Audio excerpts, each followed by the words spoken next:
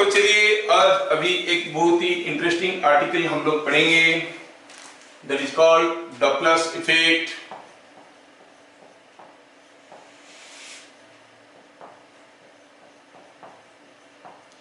ये आप लोग सुने होंगे डॉपलर्स इफेक्ट क्या है।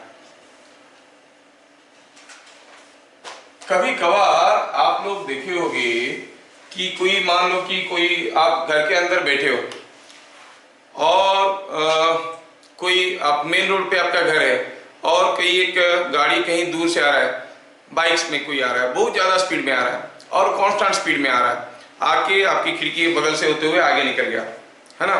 How you will hear this sound,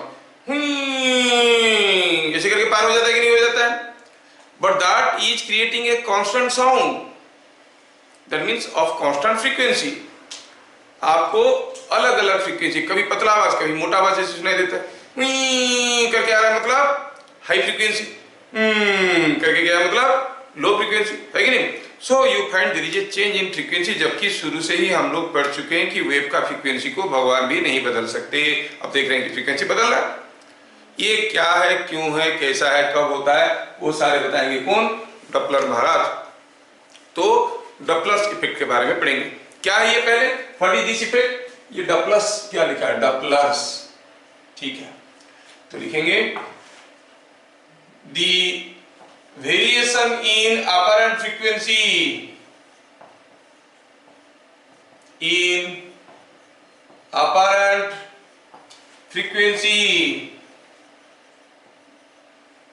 due to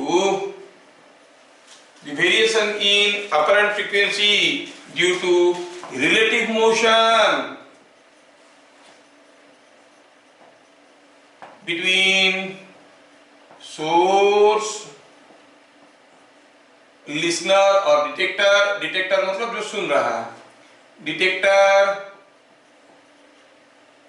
and medium of propagation, जिस मीडियम में साउंड आ रहा है, it may be wind is blowing, medium of propagation is called Doppler's effect, ठीक है। कब सुनाई देता है, when there is a relative motion between source, detector और लिसनर एंड द मीडियम। ये सब चीज चल रहे हैं, जो गाना गा रहा है वो गाते गाते चल रहा है, सुनने वाला सुनते सुनते चल रहा है, बीच में हवा चल रहा है, ये सब ऐसे होता है। तो जो एक्चुअल फ्रीक्वेंसी है वो सुनाई नहीं देता है, कुछ दूसरा सुनाई देता है। दूसरा अगर सुनाई देता है तो हम कहेंगे वो दूसरा क्या सुनाई देगा, ज्यादा सुनाई देगा कि कम सुनाई देगा, ज्यादा सुनाई देगा तो कितना ज्यादा सुनाई देगा, एग्जैक्टली क्या सुनाई देगा, ये हमें पता करना है इस इफेक्ट में। पहले चलो सोचते हैं कि ऐसे होता क्यों, पहले होता क्यों सोचते हैं। सोच लो कि यहाँ पे कोई एक सोर्स है जो खड़े होके ये मान लो कि गाना गा रहा है या फिर कोई साउंड क्रिएट कर रहा है, ये कौन हुआ, सोर्स। मान लो ये एक सेकेंड में 50 तो साउंड क्रिएट कर रहा है, ही इज क्रिएटिंग 50 साउंड्स पर सेकेंड, मतलब फ्रीक्वेंसी इज 50। तो साउंड चारों तरफ जा रहा है, इधर भी जा रहा है, इधर भी जा रहा है, इधर भी जा रहा है, इधर भी जा रहा है, चारों तरफ जा रहा है। इधर जो साउंड जा रहा है उसके बारे में बात करते हैं। तो 50 तो साउंड वेव ऐसे जा रहे हैं। आप अगर इस मीडियम में कहीं भी खड़े रहोगे, मान लो आप यहाँ पे खड़े हो, आप अगर यहाँ पे खड़े हो, कौन, आप डिटेक्टर हो, आप लिसनर हो, आप सुन रहे हो, हर सेकंड में कितना तो साउंड वेव आपको क्रॉस करेंगे, जितना तो जा रहा है, रास्ते में तो रुकेंगे नहीं ना, ये नहीं कि साउंड वेव गया बीच में थोड़ा रेस्ट लिया फिर गया, इट इज कंटिन्यूअसली गोइंग। तो if you stand here stationary, you are stationary, source is stationary, ये 50 number of sound waves are crossing you every second. तो अगर आप यहाँ पर खड़े रहोगे, एक सेकेंड में जितना साउंड वेव आपको क्रॉस करके गए वो सारे को सुनोगे। एक सेकेंड में 50 तो क्रॉस किए तो 50 तो सुनोगे।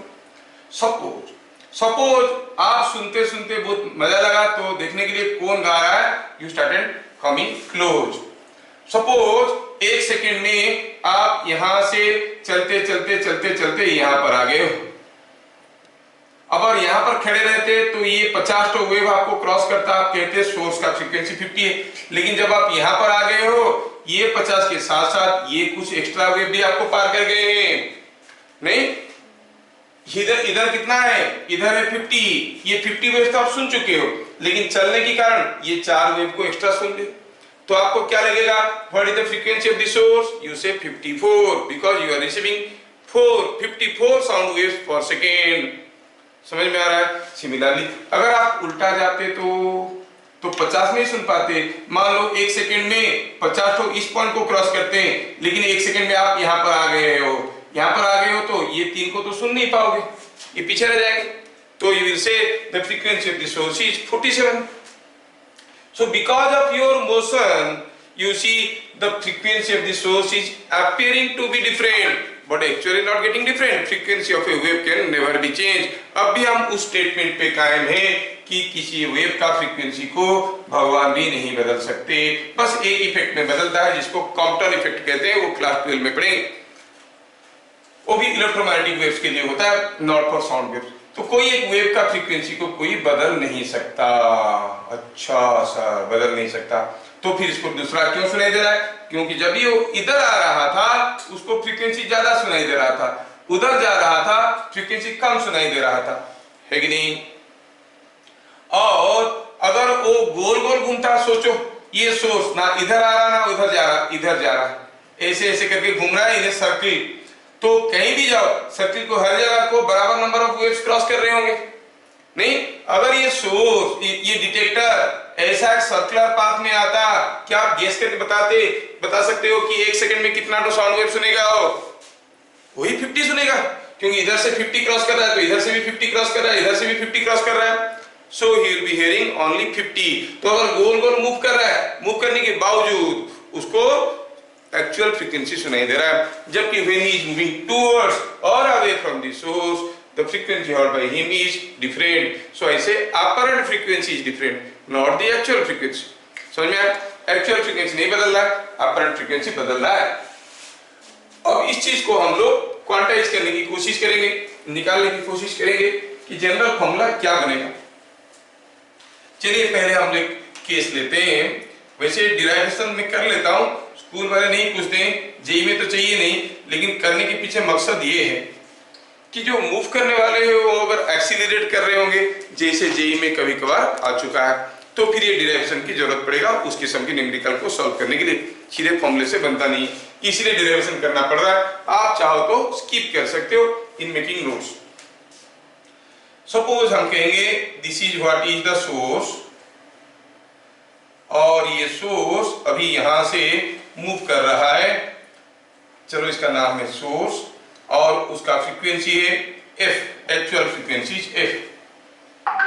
चलो मानते हैं कि source is moving with a velocity vs, it starts from a and after 1 second it is at b। ठीक है, तो क्या हुआ, यहां पर कोई एक डिटेक्टर है जो ये साउंड को सुन रहा था, नाम है डिटेक्टर, वो भी मूव कर रहा है कुछ वेलोसिटी में, क्या कॉल इट vd वेलोसिटी में जा रहा है, और अभी मीडियम को मूव नहीं कर पाते, मीडियम को स्टेशनरी रखते हैं, स्टेशनरी है क्योंकि सारा झोल हो जाएगा उसके बाद, नहीं तो तीनों को मिला देंगे, ये मूव कर रहा है, ये मूव कर रहा है।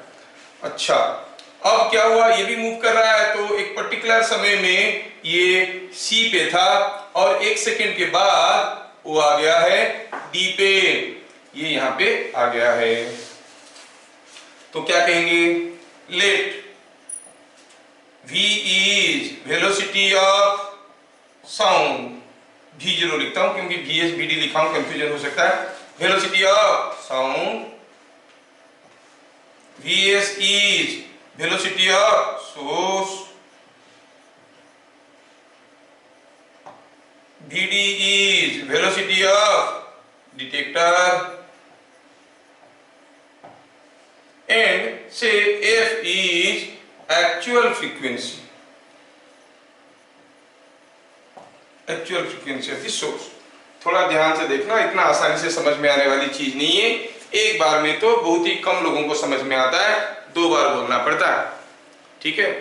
जिनको एक बार में समझ में आ जाता है उनका फोकसिंग अच्छा है, देखेंगे एक बार बताने के बाद कितने लोगों को समझ में आया। फोकस माइंडफुली, ये सोर्स ए से बी तक गया, let's move from A to B in 1 second. चलिए सोर्स के बारे में सोचते हैं। ये सोर्स था, पहला साउंड वो यहां पे शुरू किया और लास्ट साउंड वो यहां पे, क्योंकि ये बी पे आ चुका है, बी पे साउंड क्रिएट किया यहां पे। अब देखो t इक्वल टू 0 पे, t इक्वल टू 0 पे ये सोर्स चलना शुरू किया है, सोर्स चलना शुरू किया है t इक्वल टू 0 पे, और गाना तो गा रहा था, तो ये साउंड वेव बना रहा था, साउंड चारों तरफ भाग रहे थे, लेकिन इधर जो साउंड जाएगा उसके बारे में सोचना है। क्यों? क्योंकि सुनने वाला या सुनने वाली इधर तो है, तो डी को सुनाना है। ठीक है, तो अगर मान लो कि सोर्स का फ्रीक्वेंसी 100 है, एक्सक्यूज मी, मतलब 1 सेकेंड में 100 साउंड क्रिएट करता है, तो पहला साउंड कहां पे क्रिएट करेगा? ए पे। दूसरा साउंड थोड़ा आगे जाके क्रिएट करेगा, ये दूसरा साउंड। तीसरा साउंड और थोड़ा आगे जाके, चौथा और थोड़ा आगे जाके, इसे साउंड क्रिएट करते जा रहा है, क्योंकि आगे आगे जा रहा है, साउंड क्रिएट करते हुए जा रहा है। लेकिन जो पहला साउंड को यहां पर बनाया, वो साउंड तो रुक नहीं गया ना, वो भी तो भाग रहा है। तो 1 सेकेंड जब खत्म हुआ, 1 सेकेंड जब खत्म हुआ, ये पहला वाला साउंड भाग के कुछ दूर चला गया होगा, यहां पर आ गया होगा, है कि नहीं?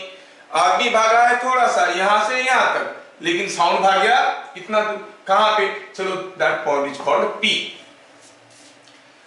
तो जब 1 सेकेंड खत्म हुआ, यहां पर बनाया हुआ साउंड आके यहां पर पहुंच गया है, कहां पे? पी पे। ये हो गया first sound of the second, जो कि अवेलेबल हियर है। सेकेंड साउंड कहां पर होगा? सेकेंड वाला भी भागा होगा, तो सेकेंड यहां पे होगा, थर्ड यहां पे होगा। तो अब देखो ये फर्स्ट, ये सेकेंड, ये थर्ड, ऐसा है। Is that clear? समझ में आ रहा है? ठीक है, तो अगर वो 100 साउंड बनाया है 1 सेकेंड में, 100th साउंड, लास्ट साउंड कहां पर बनाया होगा? क्योंकि तब तक वो 1 सेकेंड में इतना दूर आ गया था ना, यहां पर बनाया होगा 100th साउंड। फर्स्ट साउंड जो बनाया था कहां पर है? यहां पर है। सेकेंड साउंड जो बनाया था यहां पर है, थर्ड यहां पर, फोर्थ यहां पर, 100 कहां पर है? यहां पर है। मतलब 1 सेकेंड में वो जितना सारा साउंड बनाया, वो सारे इसी के बीच में ही है। Reading, they are all between B and P. ठीक है, तो लिखते हैं थोड़ा इसको, नहीं तो आप लोग कंफ्यूज कर जाओगे। Let's produces first sound of a second at A and 8th sound means last sound, 8th sound of second 8B। ठीक है,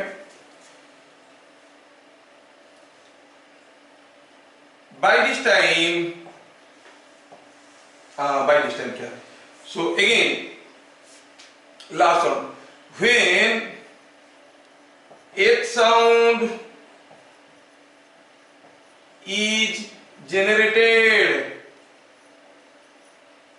8B,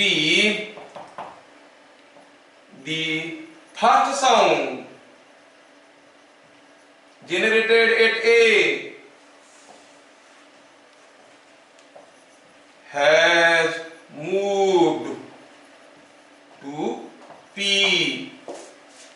जब वो 8th साउंड बी पे बना रहा था, तो फर्स्ट साउंड पी पे चला गया था।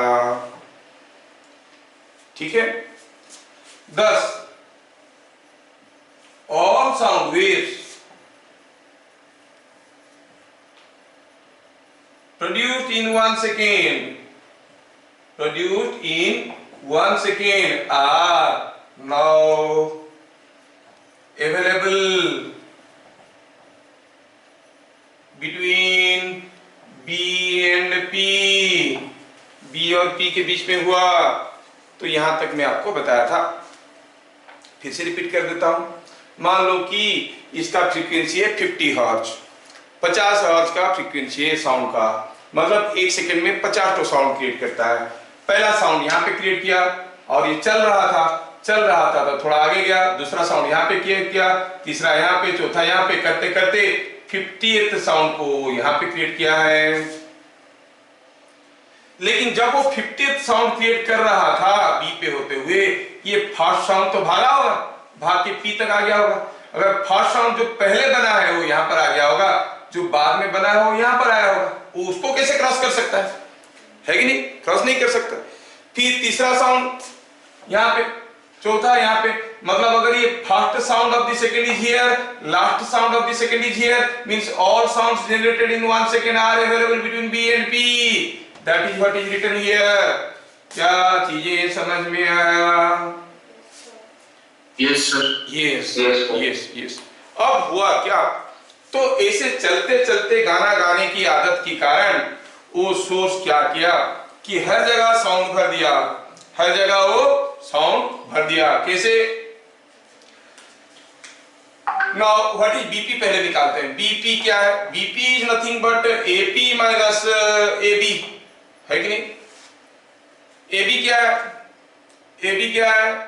AB is distance moved by source in 1 second. कितना है वो? Velocity of source into 1 vs। AP क्या है? Distance moved by sound in 1 second, वो कितना है? v0 into 1, that is v। तो फिर bp क्या हो गया? v0 minus vs। सो bp हो गया v0 माइनस vs। ये जो लेंथ है bp v0 माइनस vs, इस लेंथ पे अभी कितने ठो वेव है? सारा वेव, सारा मतलब जितना ठो बना रहा था, कितना ठो बना रहा था, उसका फ्रीक्वेंसी f है, तो f ठो वेव बना रहा था। 10 number of waves available in the medium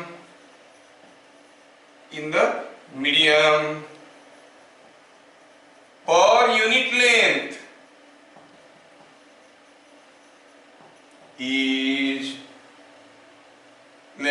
is equal to कितना टो वेव है? f टो वेव है, कितना लेंथ में है? v0 minus vs।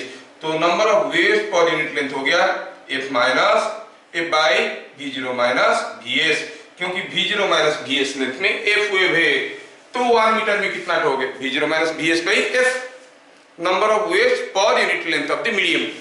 तो ऐसे गाना गाने की आदत के कारण क्या हुआ? ये भर दिया साउंड इधर हर जगह। कितना? Number of waves per unit length, हर मीटर लेंथ में आपको कितना साउंड मिल रहा है? f by v0 minus vs। क्या यहां तक सबको समझ में आया?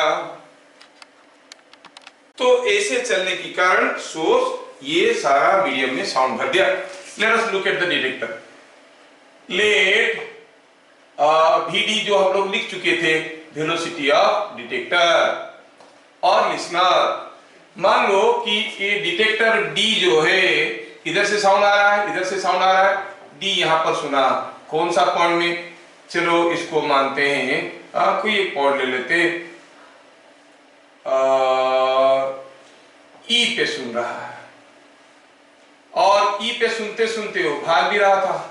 तो पहला साउंड वो ई पे सुना और डिटेक्टर भाग रहा है, दूसरा साउंड को थोड़ा आगे जाके सुनेगा, यहाँ पे सुनेगा, यहाँ पे सुनेगा दूसरा साउंड, यहाँ पे तीसरा, यहाँ पे चौथा, और डिटेक्टर भाग रहा है। 1 सेकेंड में डिटेक्टर कुछ दूर गया होगा, कहां पर गया होगा? यहाँ पर आ गया होगा। Detector has reached here in 1 second, कहां पे? F पे। अब डिटेक्टर को कितना तो साउंड सुनाई देगा वो मालूम नहीं है, लेकिन जो भी साउंड सुनाई देगा उसको पहला साउंड यहाँ पे सुनाई देगा, लास्ट साउंड यहाँ पे सुनाई देगा, है कि नहीं? अच्छा, जो पहला साउंड वो यहाँ पर सुना था वो तो खुद जा रहा था vd स्पीड में, लेकिन साउंड तो और ज्यादा स्पीड में जा रहा था। तो जो पहला साउंड वो ई पे सुना, सुनने के बाद साउंड खत्म नहीं हो गया, वो तो भाग रहा था v0 स्पीड में, भागते भागते भागते भागते वो जी तक आ गया होगा। जब 1 सेकंड खत्म हुआ तब कौन कौन सा साउंड को सुन चुका है? इसको सुन चुका है क्योंकि ये तो भाग के गया है। इसके बाद जो सुना होगा वो इसके पीछे होगा, इसको सुन चुका है, इसको सुन चुका है, इसको सुन चुका है, इसको सुन चुका है, इसको सुन चुका है, और लास्ट वाले को यहां पे सुन रहा है। Are you getting? He is listening the last wave of the second at this point f, क्योंकि कुछ दूर निकल गया है ना। ये बात कितनी समय की चल रहा है? 1 सेकंड की चल रहा है। 1 सेकंड में वो यहां से यहां पर गया है। 1 सेकंड का बिगिनिंग में एक वेव यहां पर सुना, लास्ट में वेव यहां पर सुना, और जितना वेव सुन चुका है सारा f और g के बीच में है।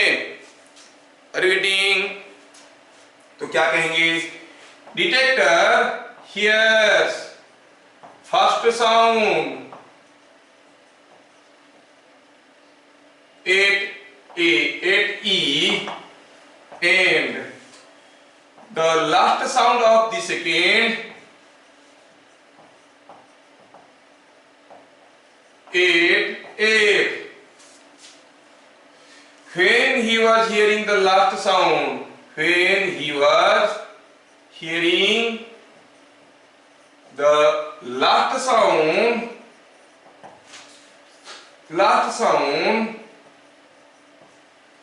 the first sound heard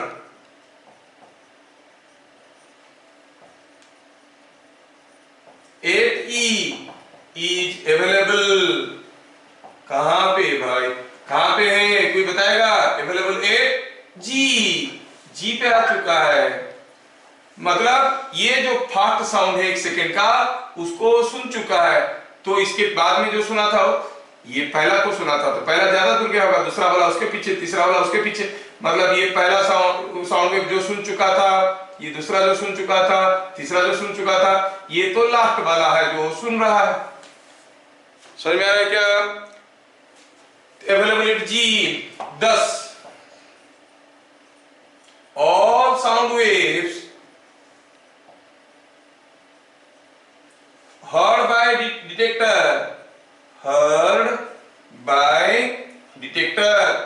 in 1 second is available between, बताइए कौन दोनों पॉइंट के बीच में है? F and G। ये तो 1 सेकंड में कितना तो साउंड वेव सुना? जितना साउंड वेव F और G के बीच में है कि नहीं? अच्छा, अगर ये बात है तो चलो निकालते हैं कितना तो साउंड वेव वो सुन पाया।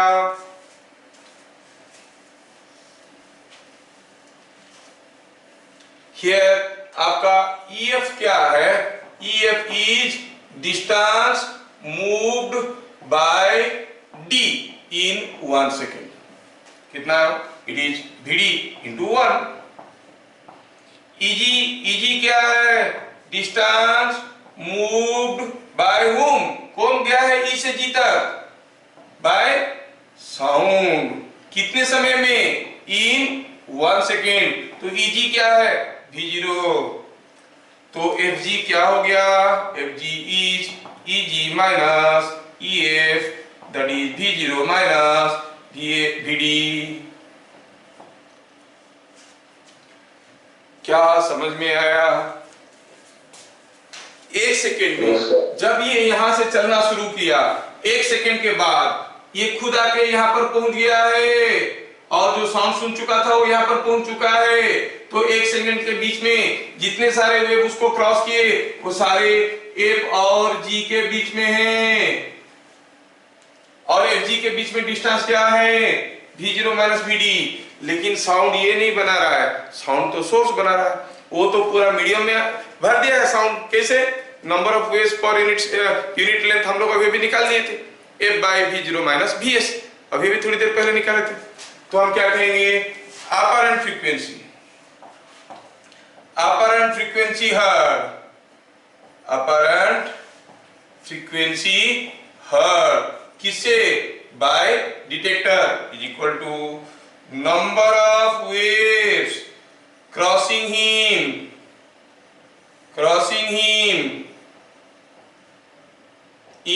1 second, what is that, is equal to number of waves present कहाँ पे, in between F and G, that is equal to number of waves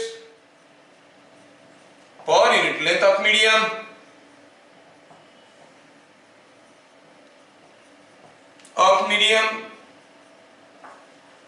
into Fg, number of waves per unit length of the medium कौन भरा था, source, कितना, V minus V0 minus Vs, Fg कितना है, V0 minus Vd, है कि नहीं। तो कितना तो साउंड वेव सुन लिया हो, कितना तो साउंड वेव सुन लिया, it is coming F into V0 minus Vd by V0 minus Vs. So the apparent frequency heard by the detector is actual frequency multiplied to V0 minus Vd by V0 minus Vs.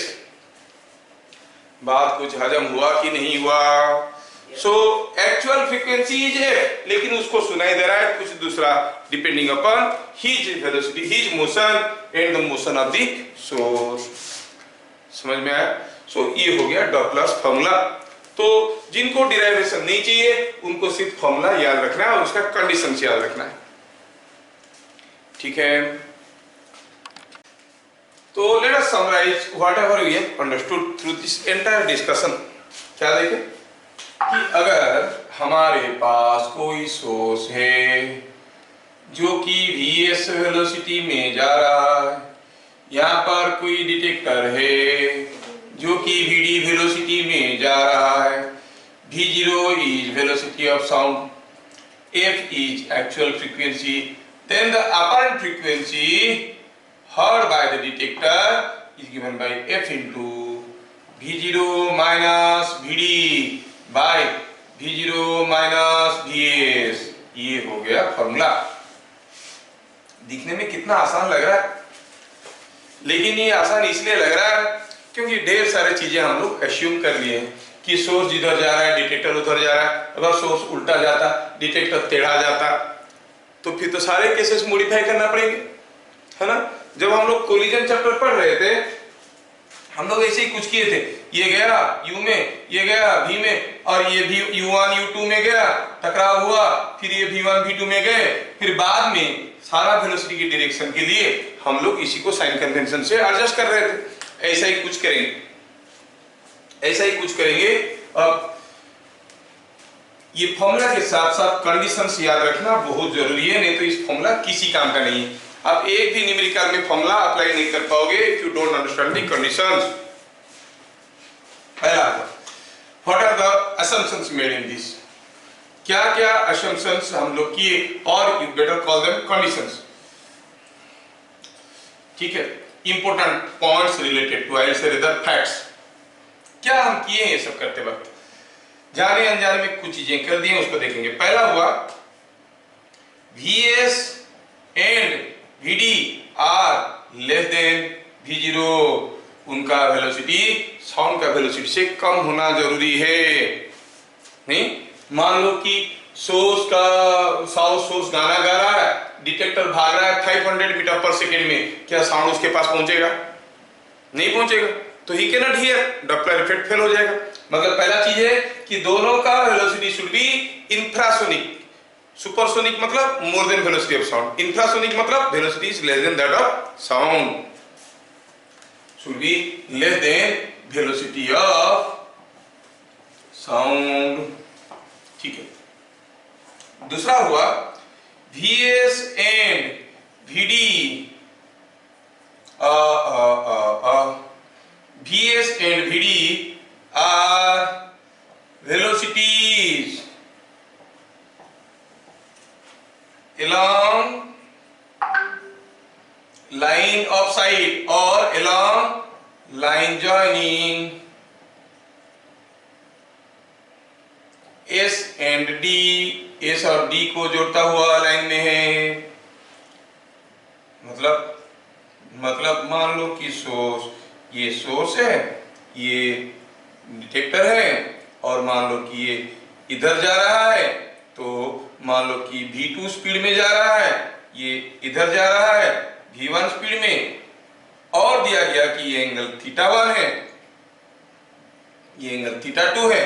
तो इस numerical को करते वक्त हमें क्या लेना चाहिए? vs क्या लेना चाहिए? Velocity of source along the line joining them. क्या है? v1 cos θ1। vd क्या लेना चाहिए? vd क्या लेना चाहिए? along the line joining them, मतलब v2 cos θ2। so we have to see the velocities in this direction। Beginning में हम लोग देखे थे, सोर्स अगर यहाँ पे है, डिटेक्टर गोल गोल जा रहा है, तो what was the velocity in this direction? v cos 90। तो इसलिए फ्रीक्वेंसी में कोई बदलाव नजर नहीं आ रहा था। फिर भी हम लोग इस क्वेश्चन के न्यूमेरिकल में आएंगे, फिलहाल तो देखिए। So Vs and Vd are velocities of source and detector along line joining S and D along the line of sight। Number 3, direction of velocity of sound is taken positive। हम ये सब velocity को सीधा Vs लिख दिए, हो सकता है वेलोसिटी उल्टा था, हम ये सबको पॉजिटिव ले लिए। वेलोसिटी ऑफ साउंड का डायरेक्शन को पॉजिटिव लिए, मतलब वेलोसिटी ऑफ साउंड कहां से कहां पर जाता है? सोर्स से डिटेक्टर की तरफ। तो हम कहेंगे S to D direction is taken positive. समझ में आया क्या? बस खाली समझ में आया कि नहीं देखने के लिए मैं एक छोटा सा केस देता हूं।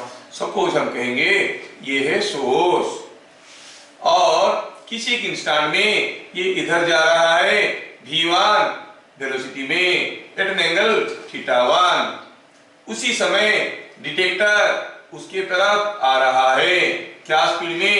v2, और इसका फ्रीक्वेंसी f है। अपरेंट फ्रीक्वेंसी क्या होगा? समझने की कोशिश करना। स्कूल वाले नहीं पूछेंगे, डायरेक्ट कोचिंग पूछेंगे, लेकिन स्कूल हमारा मकसद नहीं है, थोड़ा सा कुछ एक्स्ट्रा पढ़ना है।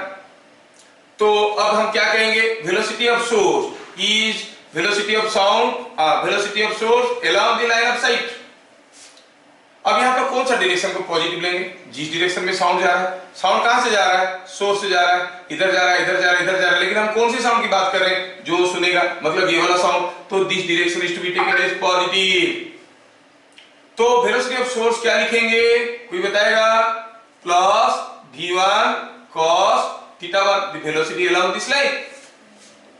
नहीं, क्या मुझे कोई बताएगा what will be velocity of detector here? क्या? Minus v2। देखो समझ में आने लगा है। अब अपरेंट फ्रीक्वेंसी क्या हो गया?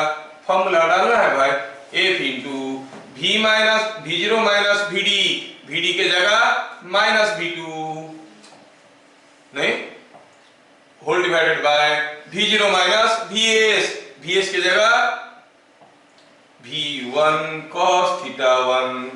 समझ में आ रहा है क्या? You can find out the apparent frequency।